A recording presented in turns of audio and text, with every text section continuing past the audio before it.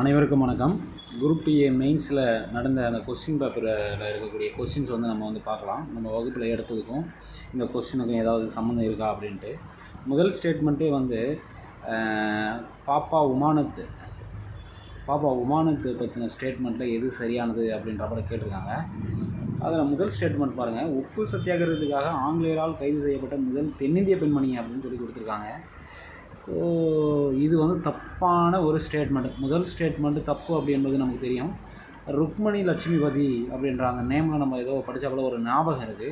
But இது ரிலவெண்ட்டான content நம்ம பார்த்துருக்கோம். முதல் ஸ்டேட்மெண்ட் தப்புன்றப்பல நமக்கு தெரியுது.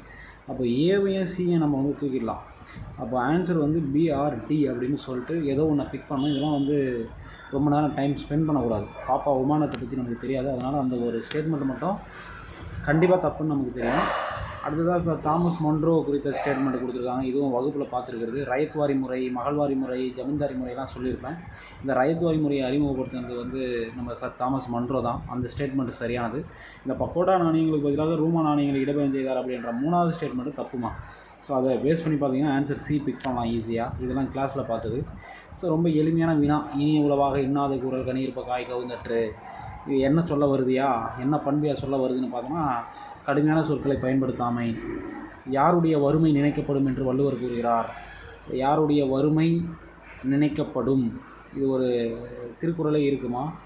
நல்லவர்களுடைய வறுமையும் தீயவர்களுடைய அந்த செல்வமும் சான்றோர்களால் ஆராயப்படும் அப்படின்ற மாதிரி ஒரு திருக்குறள் இருக்குது. அதுலேருந்து எடுத்துக்காங்க. அது அடுத்த ரொம்ப சிம்பிளான கேள்வி. இதுவும் நம்ம வகுப்பில் பார்த்தது தான். சேர அரசர், சோழ அரசர், பாண்டிய அரசர்.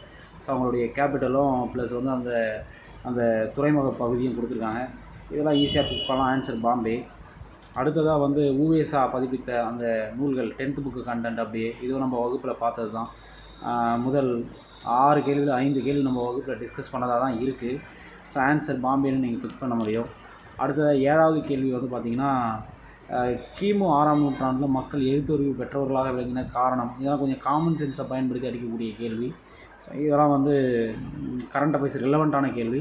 ஸோ கொஞ்சம் நீங்கள் அது நம்ம டீட்டெயிலாக எப்படி இது போல் கேள்விக்கு ஆன்சர் பண்ணலான்ட்டு வகுப்பில் முடிஞ்சால் பார்ப்போம். அடுத்ததாக இந்த பேரறிஞர் அண்ணாவுடைய ஸ்டேட்மெண்ட் கொடுத்துருக்காங்க இல்லையா, கேள்வி நம்பர் 8. இதெல்லாம் வகுப்பில் நம்ம டீட்டெயிலாக பார்த்தது தான். 3 ஸ்டேட்மெண்ட்டுமே சரிமா இது. ஓகேவா. நோட்ஸ் எடுத்து பார்த்தாலுமே உங்களுக்கு தெரியும். இதெல்லாம் நம்ம டிஸ்கஸ் பண்ணியிருப்போம். அடுத்ததாக A3 மெட்டீரியல் எடுத்து பார்த்தாலும் உங்களுக்கு தெரியும். அடுத்ததாக 9வது கேள்வி பாருங்கள், திலகர் பற்றின கேள்வி. இதுவும் நம்ம வகுப்பில் டிஸ்கஸ் பண்ணது தான். ஆன்சர் டெல்லி. சரியானவை, சரியான விளக்கம். அடுத்ததாக 10வது கேள்வியும் நம்ம வகுப்பில் டிஸ்கஸ் பண்ணது தான். கிட்டத்தட்ட 9 கேள்வி. அந்த 10 கேள்வியில் 9 கேள்வி நம்ம வகுப்பில் டிஸ்கஸ் பண்ணது. தேங்க்யூ.